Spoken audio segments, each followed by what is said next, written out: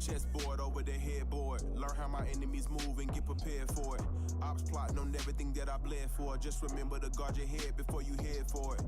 Put away swords as advantages in a pen. I know a few cuts and the bandage come with a win, but I feel like it's too much damage to fake amends. Restoring balance after revenge. Trips on the high road are now over and you know the reason.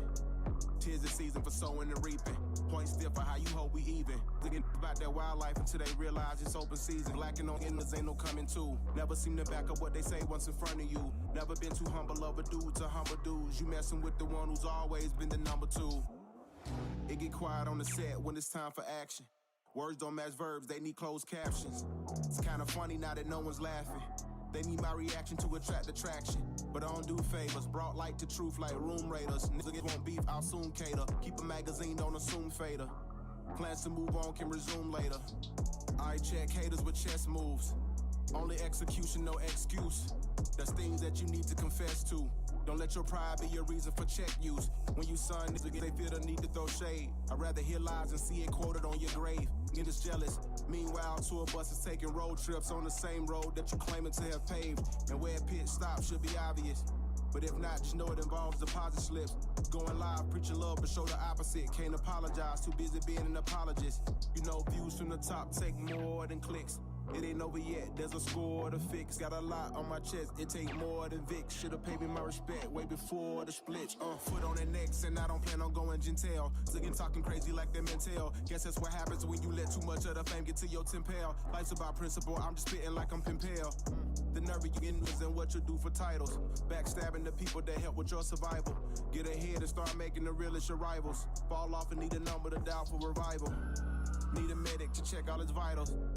Plain to see my arrival was vital. They're playing the part in which you're downward spiral. But you haven't spoken reasons why you really viral. It's cold when you lie without a blanket. Keep you up at night thinking how your name is tainted. Perfect time to quarantine, ain't it? Hope you and your senses get more acquainted.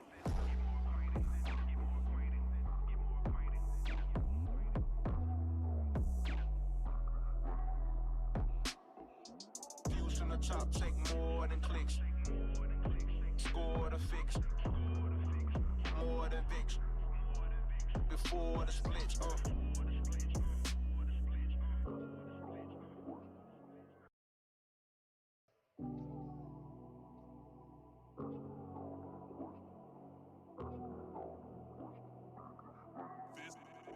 This down to the end exclusive.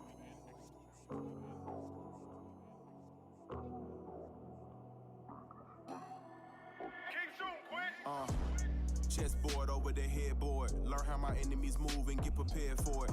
Ops plotting on everything that I bled for. Just remember to guard your head before you head for it. Put away swords as advantages in a pen. I know a few cuts and the bandage come with a win, but I feel like it's too much damage to fake amends. Restoring balance after revenge. Trips on the high road are now over and you know the reason. 'Tis the season for sowing and reaping. Point still for how you hope we even. Thinking about that wildlife until they realize it's open season. Lacking on endless ain't no coming to. Never seem to back up what they say once in front of you. Never been too humble of a dude to humble dudes. You messing with the one who's always been the number two. It get quiet on the set when it's time for action. Words don't match verbs, they need closed captions. It's kinda funny now that no one's laughing. They need my reaction to attract attraction.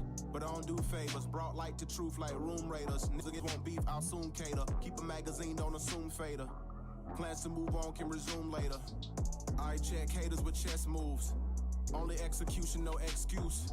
There's things that you need to confess to. Don't let your pride be your reason for check use. When you son niggas, they feel the need to throw shade. I'd rather hear lies and see it quoted on your grave. Niggas jealous. Meanwhile, tour buses taking road trips on the same road that you claiming to have paved. And where pitch stops should be obvious. But if not, just know it involves deposit slips. Going live, preaching love, but show the opposite. Can't apologize, too busy being an apologist. You know, views from the top take more than clicks. It ain't over yet, there's a score to fix. Got a lot on my chest, it take more than Vic. Should've paid me my respect way before the split. Foot on the necks, and I don't plan on going gentile. Looking talking crazy like them mental. Guess that's what happens when you let too much of the fame get to your tempel. Life's about principle, I'm just spitting like I'm Pimpel.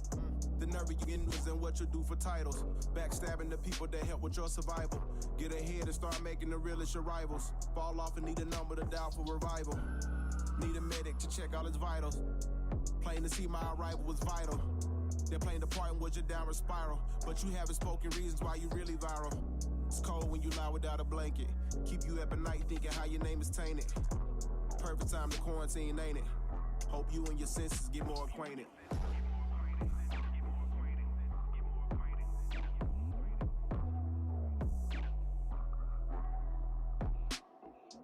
Views from the top take more than clicks.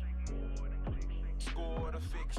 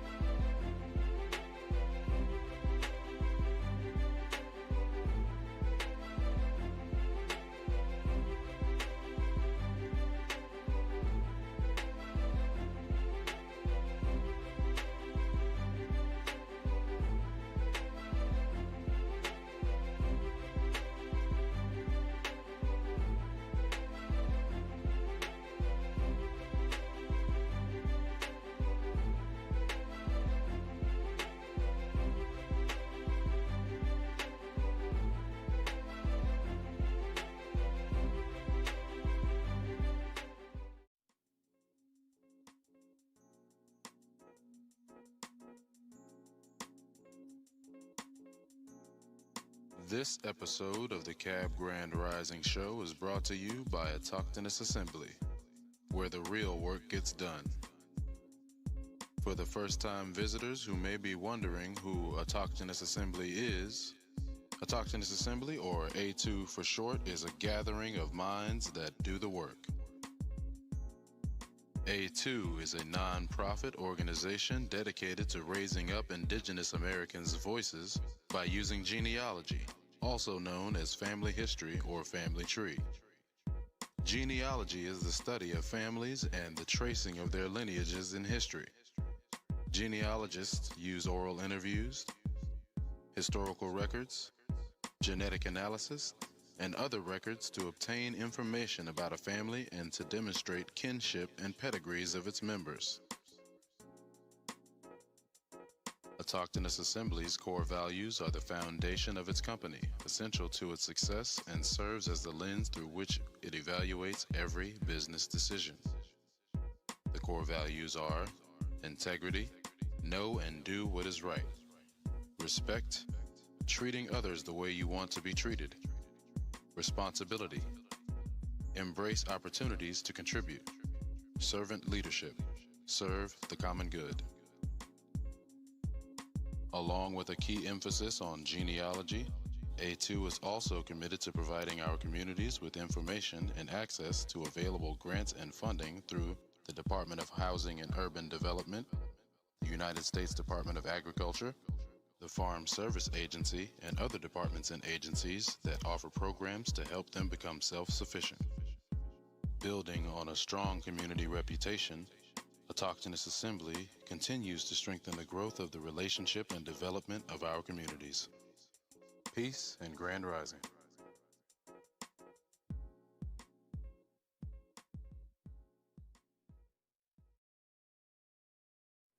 Warning, warning, warning. Hard hats, pickaxe, shovels, boots required.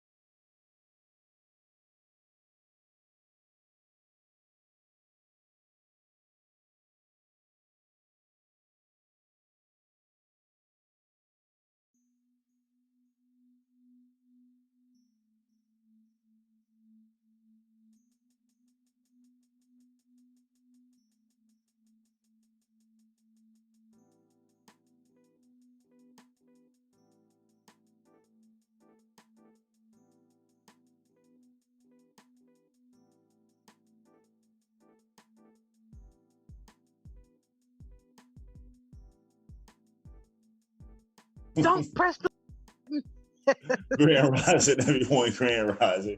Peace, peace, peace. Hope all is well with everyone in the chat this rising. How are you, Miss Gabrielle, this rising?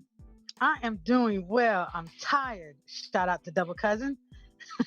How you doing? No complaints. I was just reading Mike Easton's statement, which is so true. The goal is to create teams under the Grand Rising Show, Autonomous Assembly, so that the community groups benefit as well.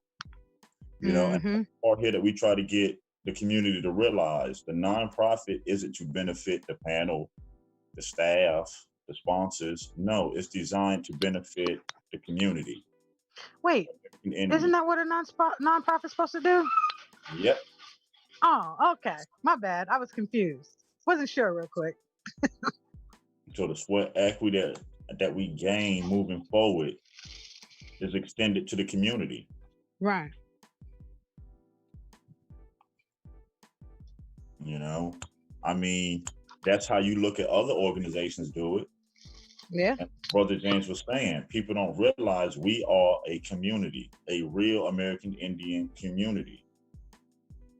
Because everybody comes together and is represented by a Autonomous Assembly, a real American Indian nonprofit organization, you know. And in time, as they keep going, more brothers and sisters will realize what that really means for them. Is that a lot of access that you didn't have before, you do have now. A lot of doors that was closed to you before will be open now. And that's why we constantly say, all you have to do is use it. You know, we have a lot of brothers and sisters who have been using it and have their farms, loans, businesses, and a whole lot of ventures starting to move. Right. And like we said, this will work. This has worked. Right. In the same programs that we've been speaking about for over a year, it's the same way how we designed this nonprofit organization. With the American Indian interest always at mind. Not my individual, not no sellouts or nobody else's. It's for the community. Yeah. That's why that line is always open, because it's the community line. Mm-hmm.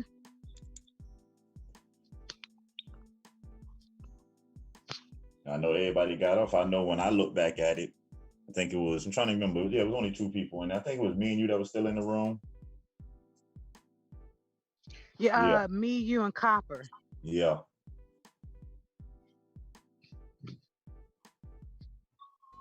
Yeah, I remember Copper, and it's crazy. I remember opening my eyes saying, hey. And I was just like, oh, it's 2:30. Like, where everybody went? You know, you realize you sleep and you try to play it off, but you're not sure if everybody's talking. You, hey. And no one said anything, so I was like, okay, I'm good. I'm good. No one knows.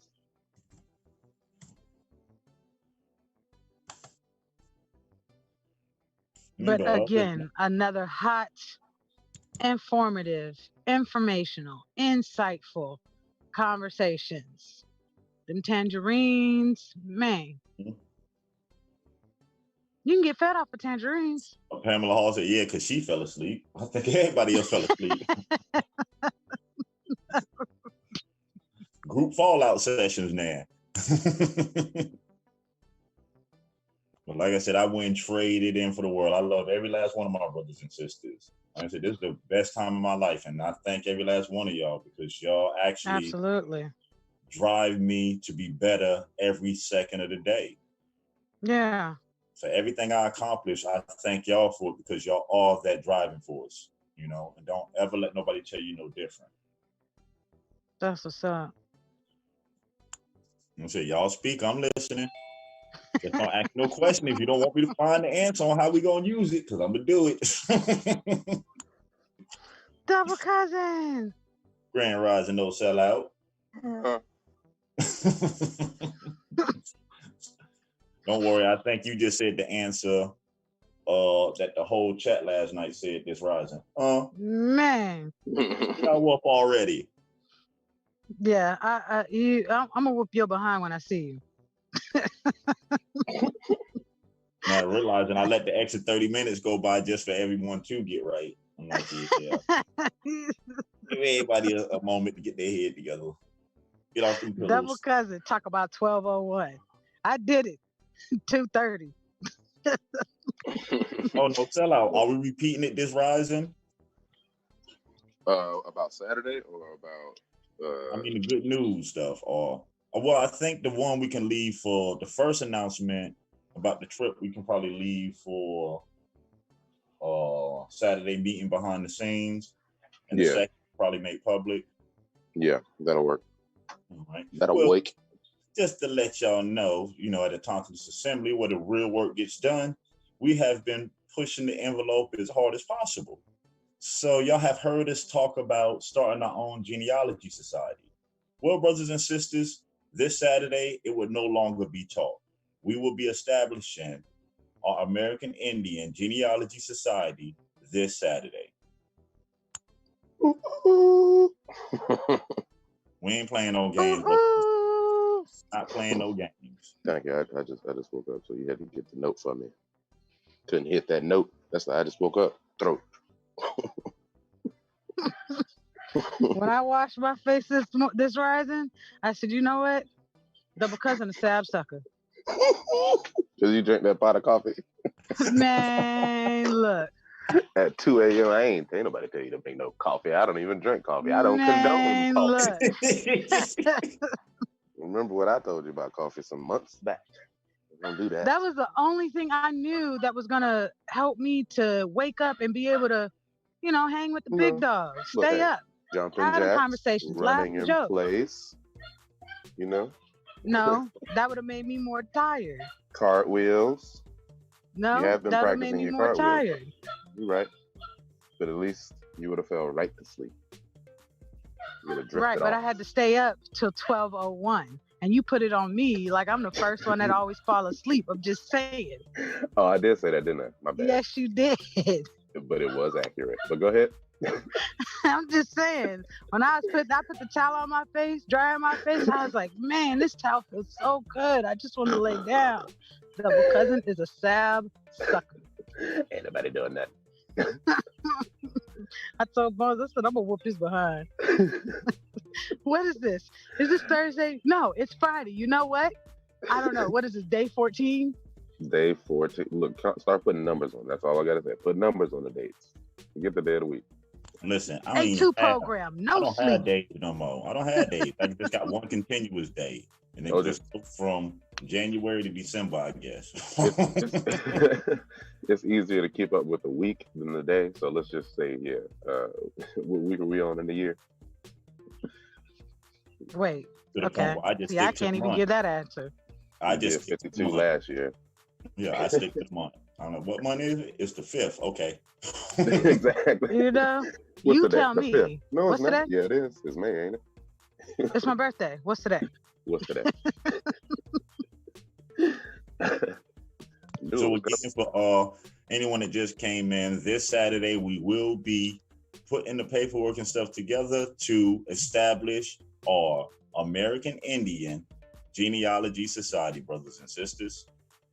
So moving forward, giving ourselves access to genealogy records, the same ones that ancestry.com has, the same ones that Fold3 has, the same ones that familysearch.org has, also the ability to contact these colleges and start our own archaeological digs at the sites in North and South America that need to be researched. That's progress, not recess. Yeah, we ain't finna be asking nobody about our heritage and our history no more. What we say here, we're gonna take on the responsibility and record our history and our culture and put it down for future generations will never, ever, ever have to search this hard for it again. Facts. Our bad that it took this long. You know? We ready now. No talk throwing no hints out there for somebody to get it done. We gonna get it done. Forget it. No. The people need it. We deserve it. And we are worth it. No, not me. It's everybody from A2 and all the people that's calling in, the people that's watching the shows. All of y'all are part of this. Would that be, because I may not have done well in elementary school, would that be an action verb? Chicka, chicka, chicka. Yes.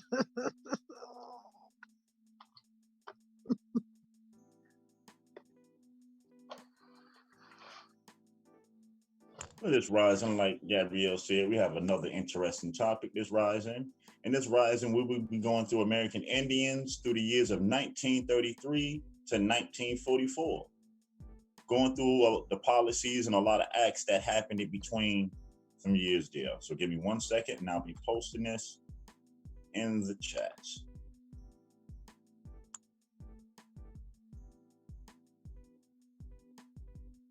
You know what?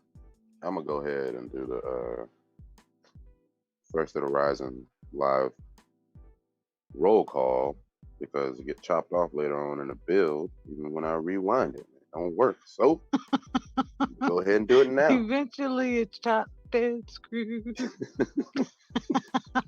Grand Rising. Peace. Peace. Grand Rising, y'all. Grand Rising, Mike Easton. I'm coming to DC. Other folks just don't come to DC. What Grand Rising, Liz Robinson. Peace. Mike Easton got you beat this one.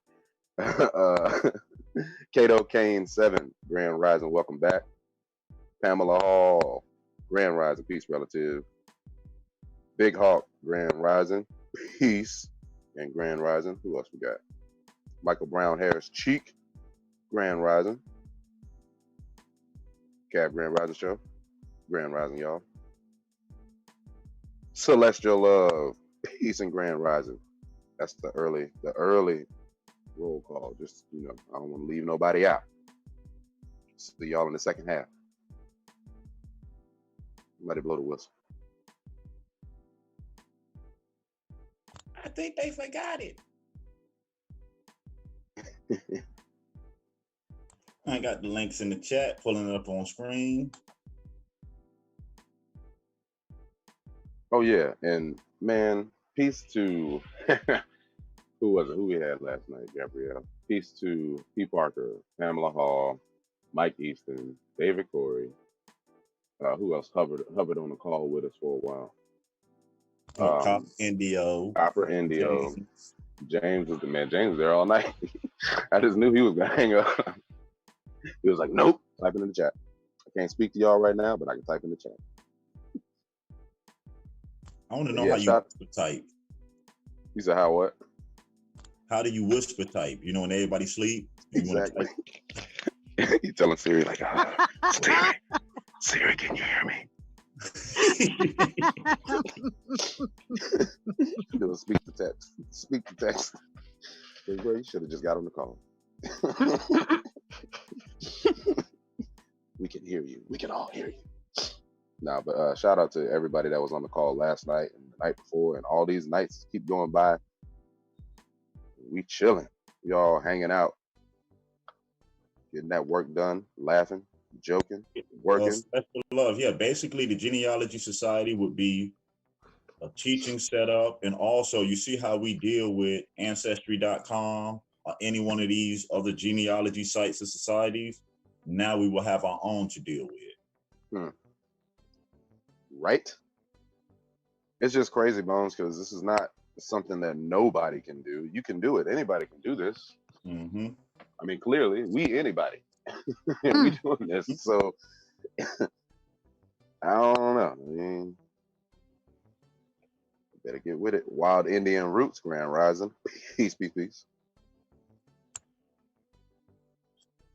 Yeah, so now it allows us to do and gives us access to records that normally we wouldn't have access to. Remember it was about a month ago when we read through about having a genealogy society. Mm-hmm. We get access to the data, the same data that ancestry.com has now. Anybody listening? Not to the point of going through the site and using the site. No, the database where the information comes from, we have direct access to. The actual database.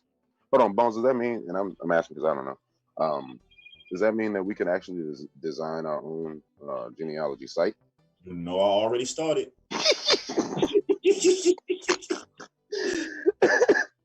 I'm pretty sure you had some stuff talking, bookmarked for like some months ago.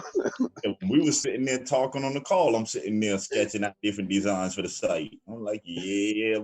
They were mad before. They jumping out all the windows now. Look, the window or the stairs. I'm gonna get you, sucker.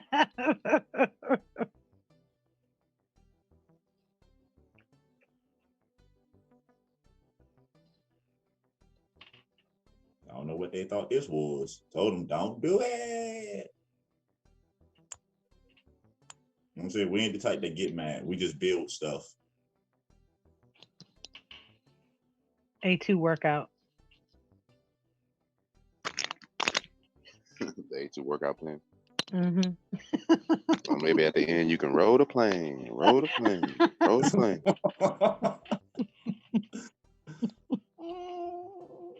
Go ahead, bad. Go ahead, bad. Yeah, but that's for a later later announcement though, you know. Yeah. Yeah, shout out to Copper Color Ancestor, because the stuff she been sending us. Yeah, listen, y'all. That's all I can say. Shout out That's to what's up. Miss Copper Color Ancestor. Grand Rising to you. Was she in the chat? Did I see her? She ain't here yet. She'll be here though. No, it's just that article she sent me had me look up another USDA link on them hemp seeds, and yeah, y'all. Look, hemp you sent you send me a direct link that say hemp in it. You know I'm saving it on every device that I got. I already I might have even scanned it with my eyes. I didn't know I had a scanner in my eyes, but I did it. Listen, when she sent it to me, don't worry, I felt the same way. That's all I seen first. My eyes scanned the top of the article. They providing seeds for hemp farmers. What? Like, what? I was typing. I went to my USDA immediately to go check it out on my USDA site. I'm like, oh, and I'm all ruled too. He's like, this eligibility link look a little different. What color blue is that? That's a different shade of blue. That ain't the same link. Hey, USDA out here rounding and pounding. Mm-hmm. You better use them. If not, somebody else will. And that's the thing too. Don't worry about it being disappeared. No, just somebody else gonna use it while you out here not using it. Might as well. Mm-hmm. The funds is there. They're gonna keep being there too. Michael Brown Hair Street said, "I need that link, Bones." The eligibility. Hold on, I got the eligibility in the clipboard. Hold up. Is that the same link, Bones? Is it the regular eligibility? You just have to select the regular. Yeah, because it's ran through the USDA. Yeah. Yeah. So let me go ahead and post that up in your eligibility map. Y'all better start throwing some addresses in there, see if they qualify. For real. Use them links. Listen, if I drive past an empty lot of building, I'm typing in the address. Oh man, that link don't work. Hold up. Y'all ignore that link. It ain't even a hot link. You just type in letters and dot. Baby, I got you funding, don't you worry. Yeah, the USDA really does need to redo that song. Yeah, Mike Easton, once everything gets set up, yes, we will be able to run genealogy classes. And the best part about it is it allows us to bring in professional genealogists through the nonprofit without taxing the community. There we go. That's the correct link, y'all. Let me know if it doesn't work, but it's there. Any U.S. address, complete address, not just a zip code. Put it in the search bar. Zoom out so you can see where the border for the rural area is if your address is not in a rural area. Right. Most of the addresses I'll be looking at, yeah, I'm just be on the edge, like Other than that, this is eligible. Yep. If you got green, you good. Red, you dead.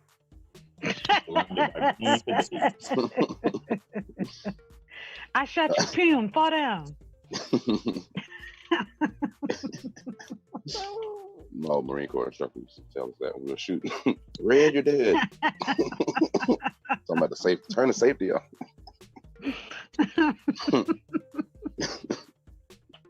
But yeah, check out that link, y'all. Let us know if it don't work. We'll get it to work. but it should work. Matter of fact, let me click it myself. There you go. Yeah. Man. Yeah, get an address up in that search bar. Mm-hmm. And it could be a business address. It could be a property that you're looking at. It could be a lot of different things. Just to check your eligibility. I did a shopping center in Williamsburg address to see if in the whole shopping center was considered rural development. So how you think they built that whole shopping center? With USDA funds. USDA. No. So you do the same thing I do when I be seeing these buildings and strip Mhm. up. I put the address in where the Well, funding. let me see where you came in at. Mm-hmm. who you asked for help? You all big and bad Fortune 500 company over here getting USDA funds to build a building. What's going on? Who do you think you fooling? Well, you ain't even using your own bread. What's going on? You're using money that I could be using. Let me get it. Yeah, Give me that eligibility. It's like, sir, why are you taking pictures of our property? Your property. You better watch out. You better not cry. Fill out the application. I'm telling you why. Look at the way Rep told. USD is coming to No, what the It ain't United Way July. Rep told me yesterday in the call. Like, you move fast. Mm-hmm. You better know it. Move fast. You gave me the instructions, Don't didn't you? tell me I can do something, then don't expect for me not to do it. You know what? Yeah. That's yeah. that's Tell what it me is. how to do it. Yeah, This I'm not puts you that to hold person. up. You know, information and think I'm not going to use it. You better give me the table of contents. If you don't want me flipping through on my own, you better just give me the table of contents right now. Otherwise, I'm gone. Oh, yes, Macadon one. Yes, the USDA now is financing hemp seeds. Once again, shout out to Copper Color Ancestor because she stayed on it with that information. And at the rate this moving, we might be having another announcement to make by next weekend. And if y'all there, we're gonna make the announcement on Saturday anyway. So no, man. Like hemping, because we hemping. Since been hemping. You're bad. Can't nobody do it like you, Potter. All three of us had a bad head on that one, huh? All y'all. Look, I say what y'all think, so it's on y'all. I feel the intent, so I say what y'all think. I just say what y'all be thinking. Everybody's saying what y'all be thinking. Something wrong with all y'all. Now we just need to identify who the y'all is. All y'all head For real. And we know we're talking to the people in the chat because they still here. They're in the silent majority. They lying. Look, the silent majority is lying. Talking about they ain't here. They ain't said nothing. You in trouble too. You just as quilty.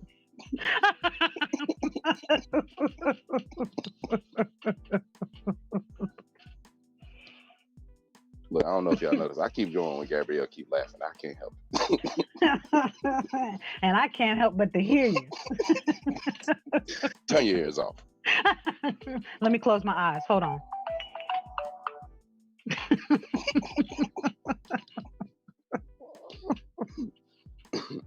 Man, as we live. You know it. We live.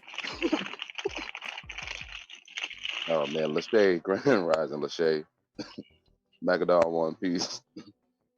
I think I got everybody right now. Yeah. Well, I didn't even see I got everybody. Man, Grand Rise. Y'all play too much. You know this your fault, 1201. Look, I just put out an arbitrary number. I just wanted y'all to stay up to the next day with me so I wouldn't feel so bad. No. And make an announcement at the same time. It was great. How you gonna go to sleep before me though? I did. I fell asleep. Yeah, you did. Oh, it was it was like 2:00. It was Copper, Doodoo, me, and Bones.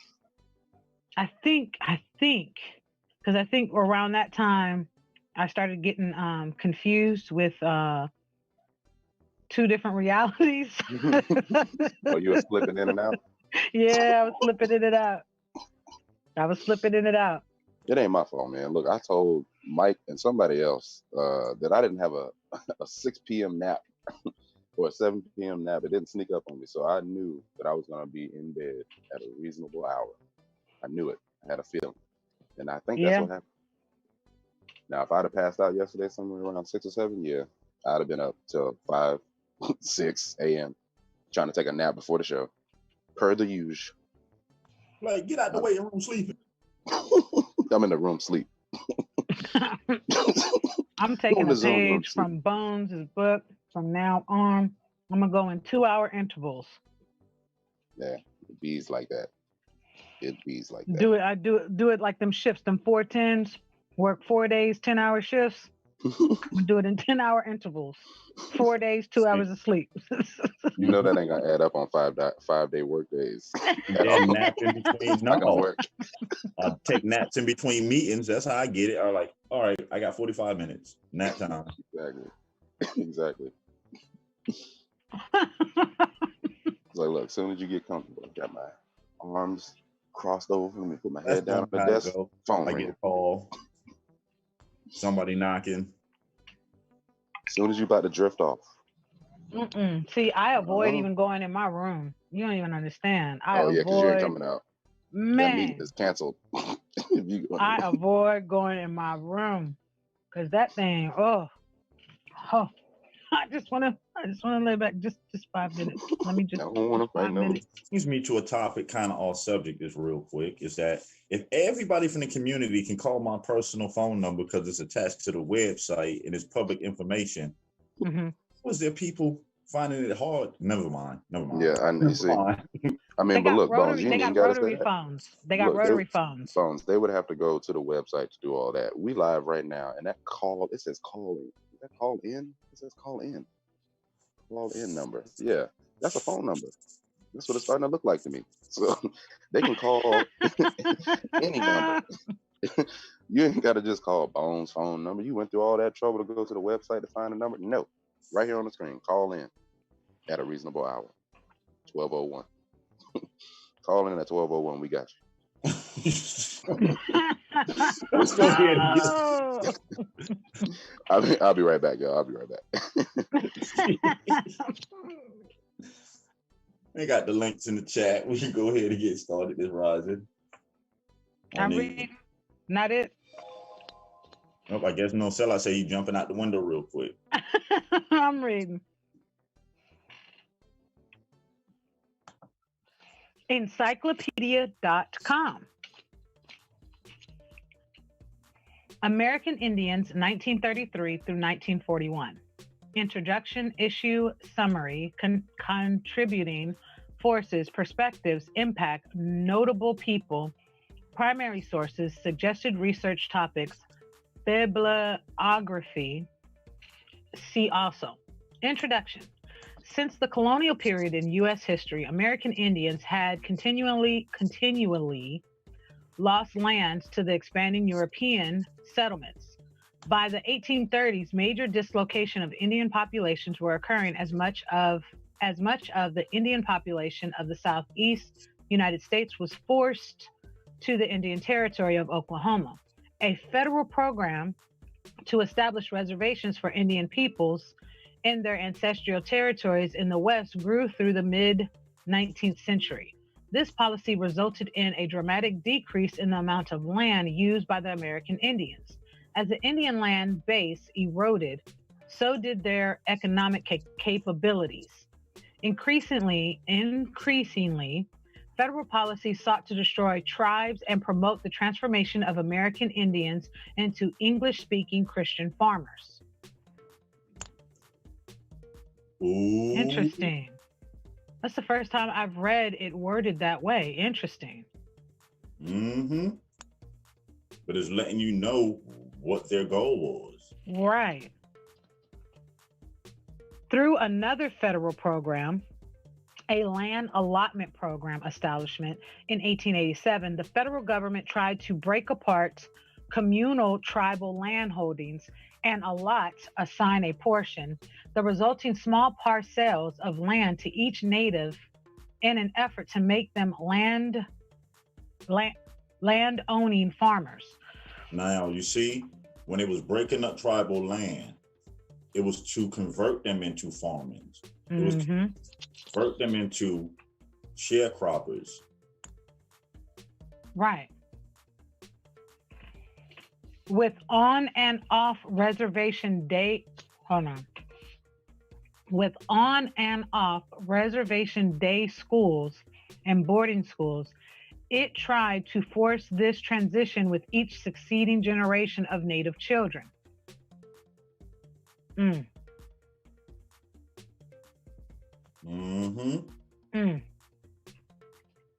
But many, both children and adults, did not have the training or interest in farming.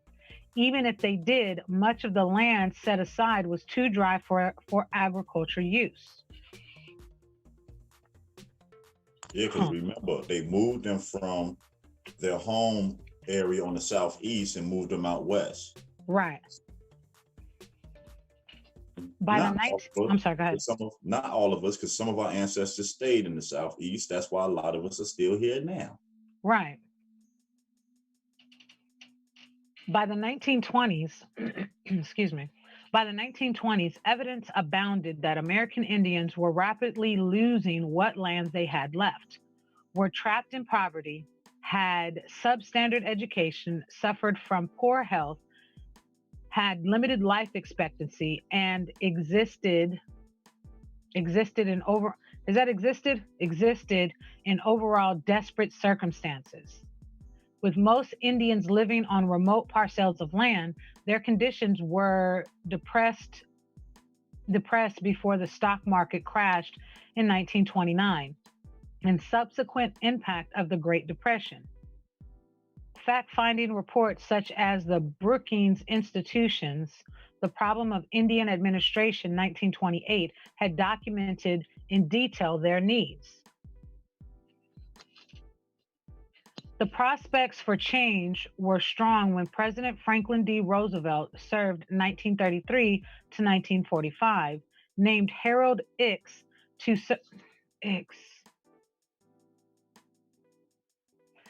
to serve as Secretary of Interior. Ickes was a crusty, no-nonsense administrator who wanted the various bureaus in his department to operate efficiently and honestly. Ickes was in that list of names with Walter Plecker. Okay. Yep. My bad, tangent. Ickes was a champion of civil liberties and comfortable with the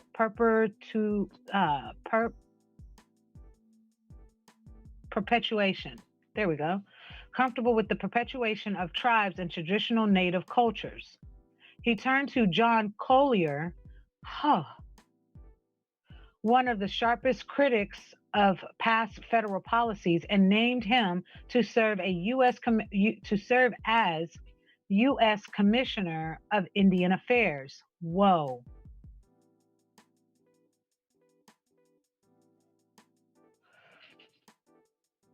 The 1930s marked a turning point in American Indian history. So they put the people in place.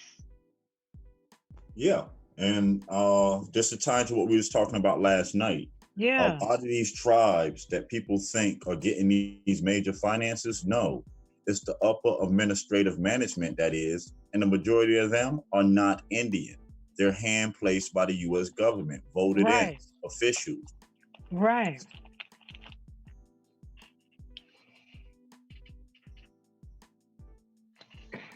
The 1930s marked a turning point in American Indian history.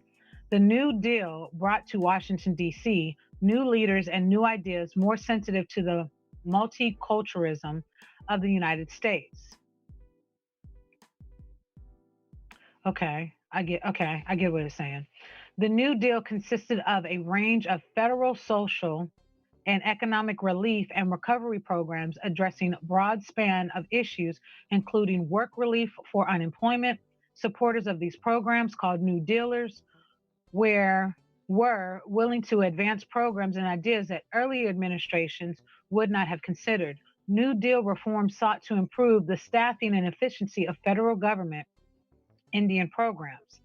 These new efforts became known as the Indian New Deal. Yeah, something that Brother James was talking about a couple of days ago. It's very interesting, this one sentence, excuse me, where it says that the New Deal brought to Washington, D.C. new leaders, new ideas, more sensitive to the multiculturalism of the United States, because at this point it is multicultural. Yep. Remember, at this time, this is when a lot of these people that were considered colored start getting their categories. Right. A couple of them a couple years before. A lot of people that you would consider white now wasn't white in the 1930s. Right.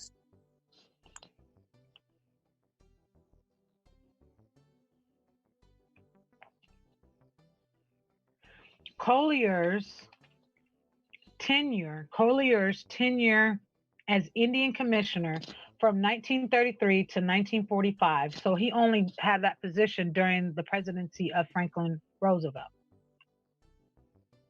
was the longest of any in U.S. history. It was a period of major shifts in programs and actions toward tribes and individual American Indians. Although little immediate change in the Indian economic condition would occur, a foundation was built for later changes in the last 3 decades of the 20th century.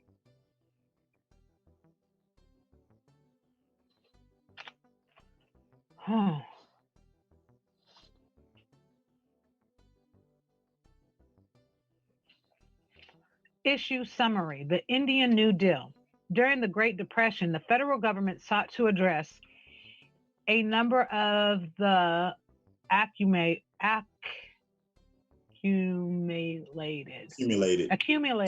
there we go. My bad, I'm sounding out. Accumulated problems in the administration of American Indian affairs. The New Dealers faced complex issues related to the American Indians. Some of the new directions were crafted in Congress.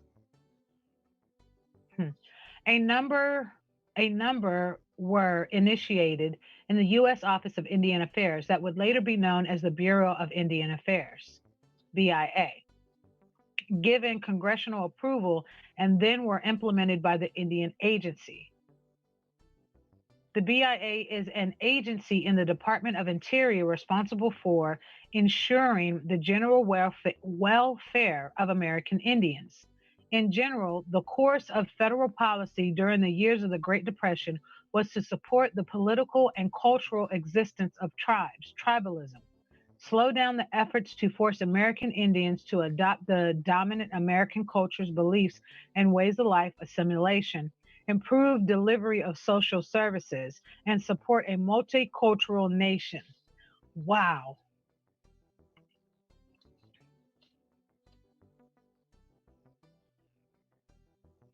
I mean, it says it. The BIA was there to assimilate, to transform, to...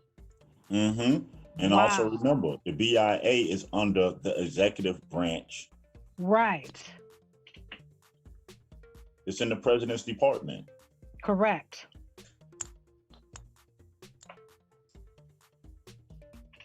Chronological. 1921.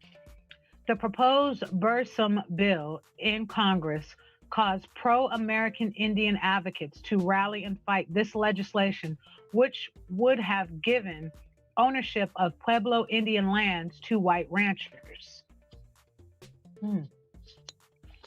June 2nd, 1924, the Indian Citizen Act granting citizenship to all American Indians passes.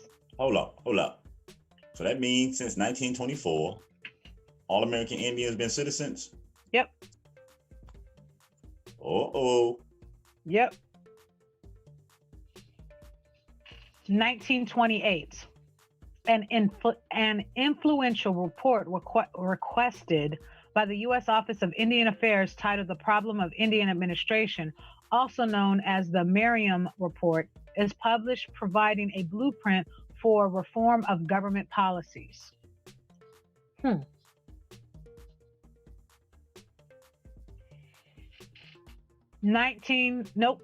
April 20th, 1933, John Collier is named Commissioner of Indian Affairs.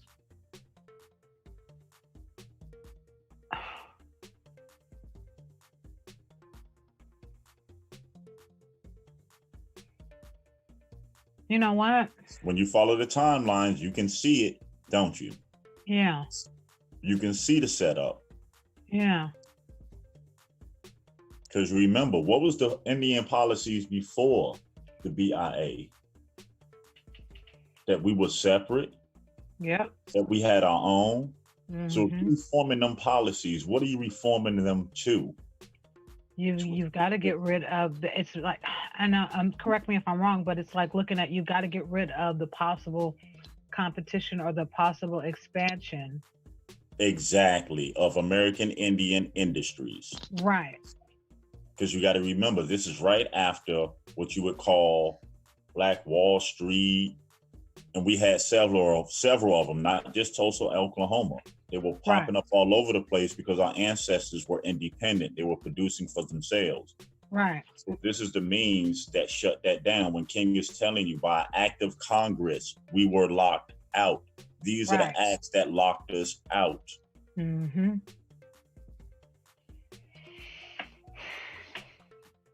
April 16th, 1934. Congress passes the Johnson-O'Malley Act, providing federal funding for schools to have American Indian children enrolled. June 18th. So that means the schools got extra money if they enrolled American Indian children, huh? Yep. So basically, it would benefit these schools to target who? Indian children. Uh-oh.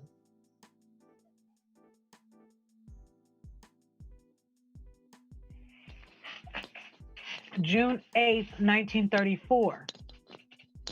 Congress passes the Indian Reorganization Act, Wheeler-Howard Act, establishing the cornerstone of New Deal Indian policy.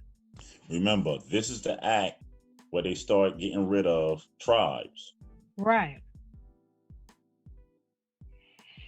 1935, Congress creates an Indian Arts and Craft Board to promote Indian culture traditions.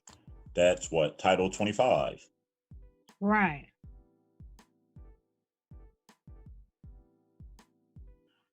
Ooh.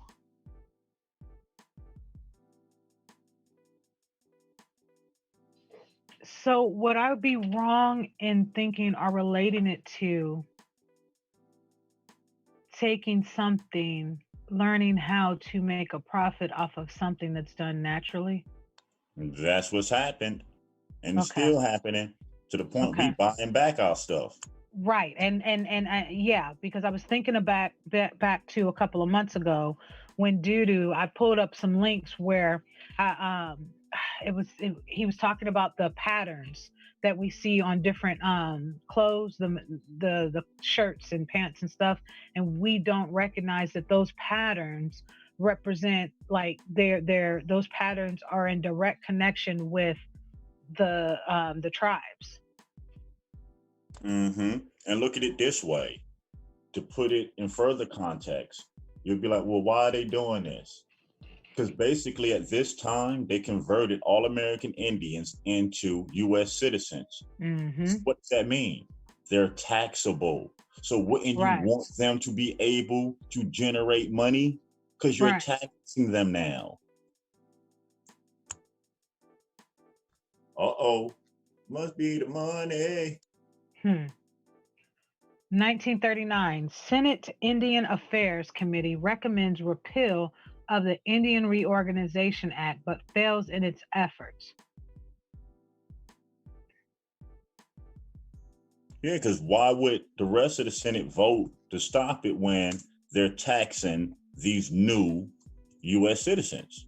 Right, and having the Indian Reorganization Act repealed would undo all the other acts that came after it. Yep. And it would leave the ones that came before incomplete. Because Correct. after they did individual, if you think about it, what they did first was they turned the Indians into individuals by breaking up tribes, splitting up the land. Then they come back later on, once they got the tribal numbers down so low, they back to eliminate the tribes. Pulled the numbers away.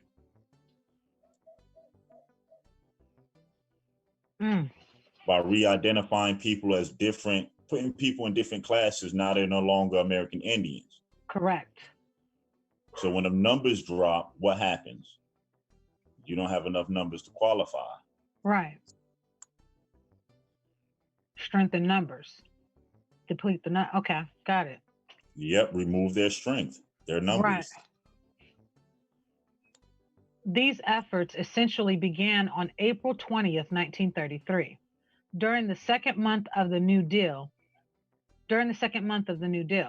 On that date, Secretary of Interior Harold Ickes appointed John Collier Commissioner of Indian Affairs.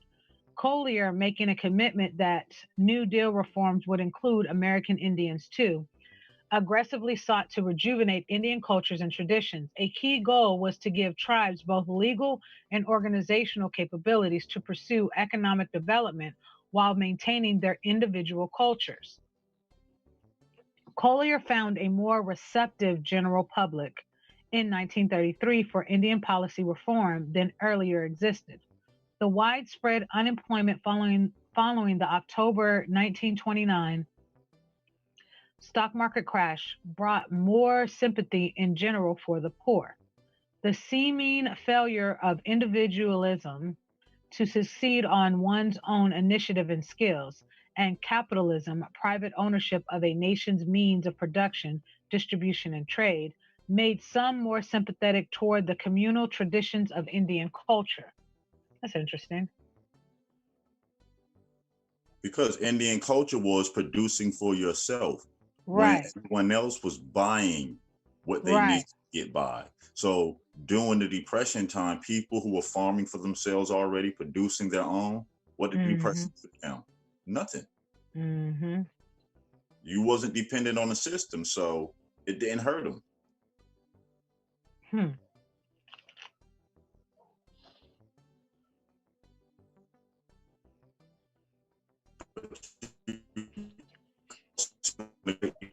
You're breaking up. Bond, you're breaking up. See, doing great. All right, give me one second.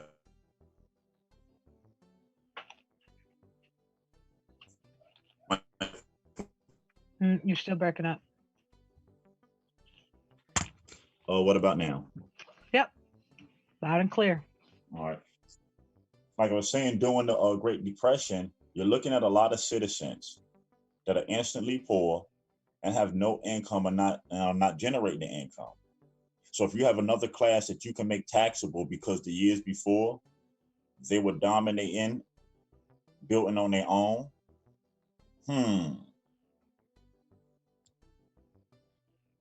bringing the Indians to help get you out the Great Depression.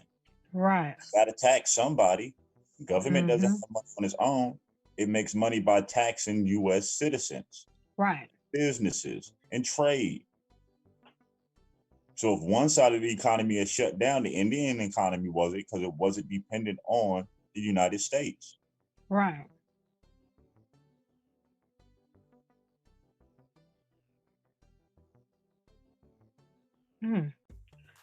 Puts a whole nother spin on integration. They integrated us because they needed us. Right. And it happens in cycles and ways.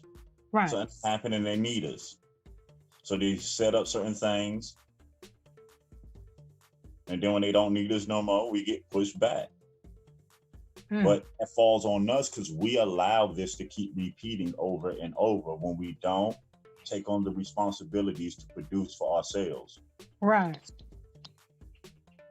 And that's why I've always said, we do a lot of studying of history.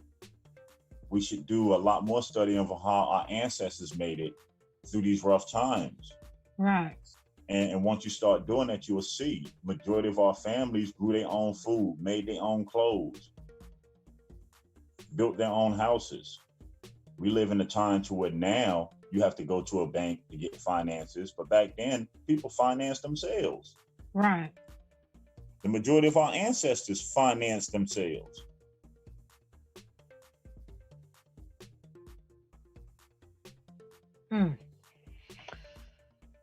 Supporting tribalism. For decades, the federal government had sought the destruction of tribes. It had taken their lands, confined American Indians on reservations, mounted civilization programs to force cultural change, and divided up the lands of reservations into allotments. By the 1930s, however, it was clear that in spite of these many actions, tribes had not disappeared. Several of those serving in the New Deal wanted to support the existence of tribes, but move them into the modern world. Read that in again. Who was supporting this again? Several of those serving in the New Deal wanted to support the. Huh? Oh, never tribes. mind. I'm sorry. Oh, no, keep going. Wanted just to read it. That's all. Yeah, to support the existence of tribes, but move them into the modern world. Urban Indians. It's 1930s. Timeline. Oh, my goodness. Mm-hmm. We grew up in our tribes and didn't even know it. Mm-hmm. How many of you grew up in neighborhoods where your whole family was still in that neighborhood? Thank God I did. Your whole family, they whole family, everybody's whole family. In that neighborhood. You got a street that's named one thing, but everybody call that area after that family. Mm-hmm.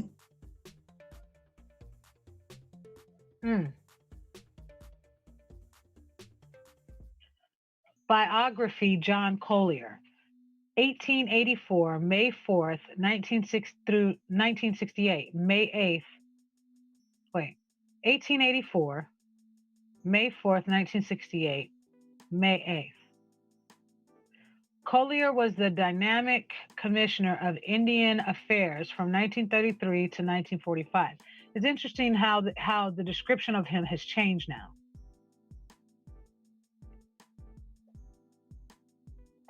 You know it. The longest tenure of a head of the Bureau of Indian Affairs in its history. Born in Georgia, Collier attended school. Collier County. Collier attended school mostly in Atlanta and endured the death of both parents while still a young man. Collier attended Columbia University in New York City and in 1907 studied psychology in Paris. That's interesting. In 1908, he became a social worker in New York City, edited the Civic Journal, and was a member of the Bohemian community in Greenwich Village. Oh, man. In 1990, Collier moved to California, and while visiting Teos... No, you said 1990, 1919. Oh, my bad. In 1919, Collier moved to California, and while visiting Teos, New Mexico in 1920, became fascinated with American Indians. Interesting. During the 1920s, Collier served as the research agent for Indian Welfare Committee of the General Federation of Women's Clubs. But what was the Indian agent's job?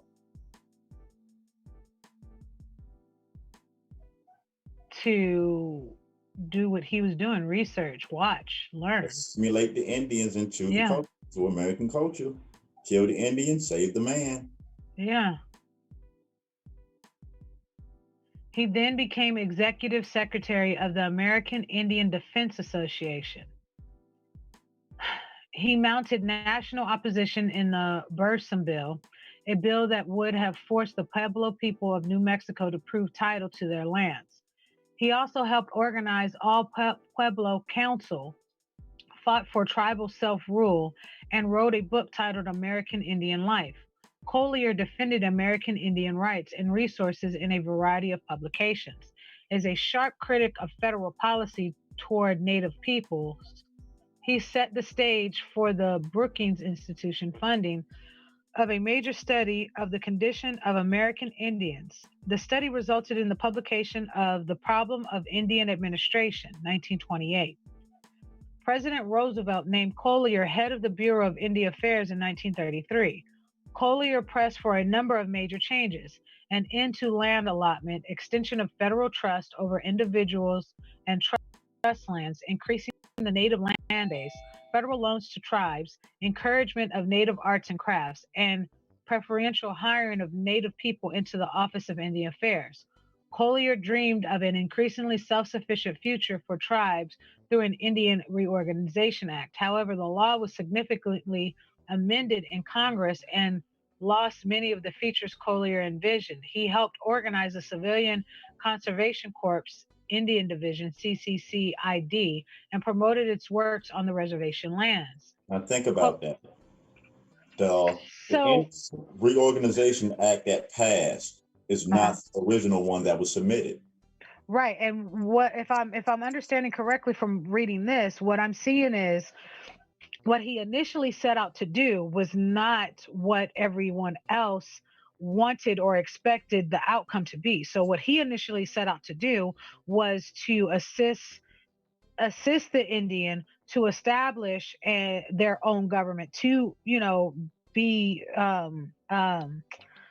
stable in their own governing. Am I correct? Basically, he got groomed for a position and they used his position to pass what they wanted to pass. Correct. Because the Indian Reorganization Act got changed by Howard Wheeler. That's the one that eventually passed, and that one didn't save the Indian tribes, it stripped them. Right. Gotcha. Collier's long run as head of the Office of Indian Affairs brought mixed results. Even though the IRA was not as Collier envisioned, he supported it and tried to implement it. However, many tribes rejected the IRA. He was often at odds with the Senate Committee on Indian Affairs, especially when it was chaired by Burton K. Wheeler. Collier resigned as commissioner in 1945 and for the next 6 years taught at City College of New York. He died in Taos in 1968. The issues facing government planners, politicians, and tribes were numerous and complex, but several basic goals were adopted. For tribes to survive, it was believed that tribes should adopt governing practices based on democratic principles. These would, hold on, my computer's thinking for some reason.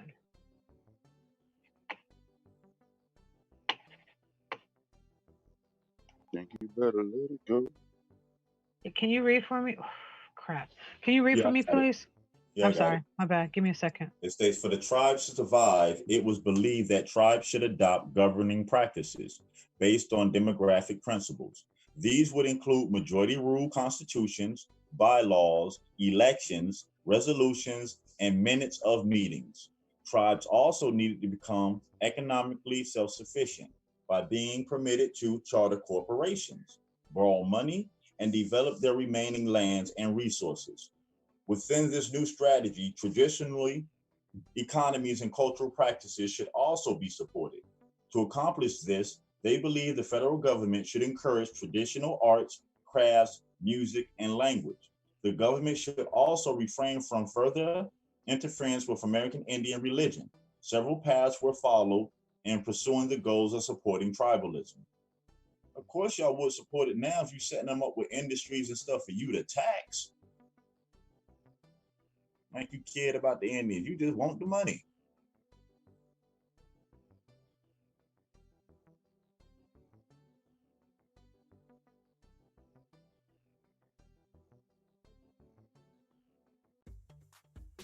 I'm gonna do another mic check. 1 2 1 2. I'm gonna do a roll call real quick. Some more folks. No problemo. Let me get back to where we was at. I think I already got Lachey, Grand Rising Lachey again. Tasha She, Grand Rising, peace, welcome. Celestial Love, I think I already had her too. Hold on, let me keep going. Dion Lowe, Grand Rising. Bonton South Dallas, Grand Rising. P. Parker, Grand Rising, P. Parker. Who else we got here? Nature's Void, Grand Rising. And that's what I got in the YouTube chat. Peace to the other chats as well. I ain't got y'all pulled up, but pull up then.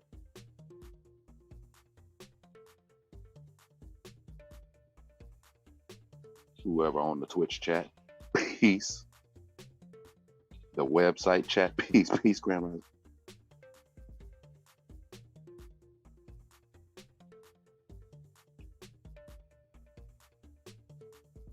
Who else in there? Nope, that's it.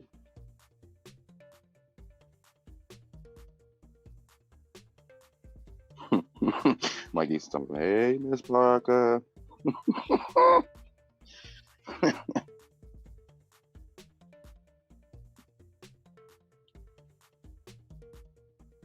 Gabrielle broke a computer. I come back, y'all leave me on the air by myself. It's cool. Bones get a phone call in the middle of this. Look, see, Nature's Void in both places. Arthur Gray, Grand Rising. We got some silent majorities not saying nothing right now. Grand Rising and peace to y'all too.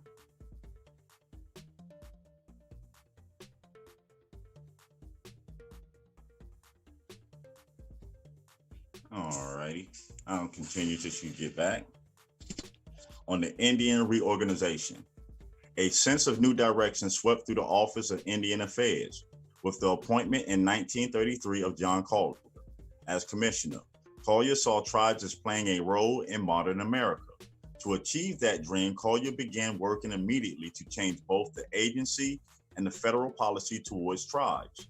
The highest priority was to open an avenue for tribes to begin economic recovery in a way that formally recognizes their unique legal status as somewhat independent nations, existing within a nation, the United States.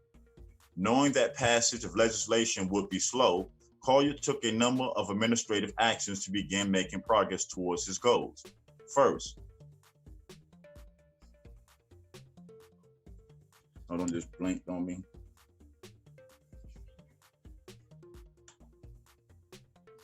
Real quick, Diaspora L, Grand Rising. Make sure I get everybody that show up.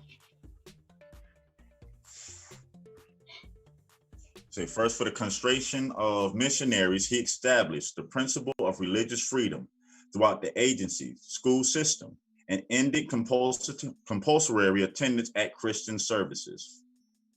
Next, turning to the continuing loss of lands by Indians, in August 1933, he secured an order from the Secretary of Interior, Harold Eccles, to stop further allotment of lands under the 1887 General Allotment Act until he could get Congress to pass a law negating the 1887 law. And lastly, regarding the economic problems of many Indian farmers, to help tribes financially, he canceled many debts that were charged against tribal funds. This was a major relief to Indian farmers who had used the loans to construct much needed irrigation systems for their fields. To achieve long-term reform, Collier assembled a team in 1933 to draft reform legislation. What resulted was a 50-page proposed bill titled the Indian Reorganization Act, IRA. The draft bill proposed several changes to the increased economic benefits to the American Indians. The proposed legislation was composed of 4 basic parts, or titles. Title 1 would recognize the tribal right of self-government and seek economic development to foster tribal independence. Self-government included the rights to establish their own governments, tax tribal members and businesses, and have their own court system. Title II would establish congressional support for Indian culture, including arts, crafts, skills, and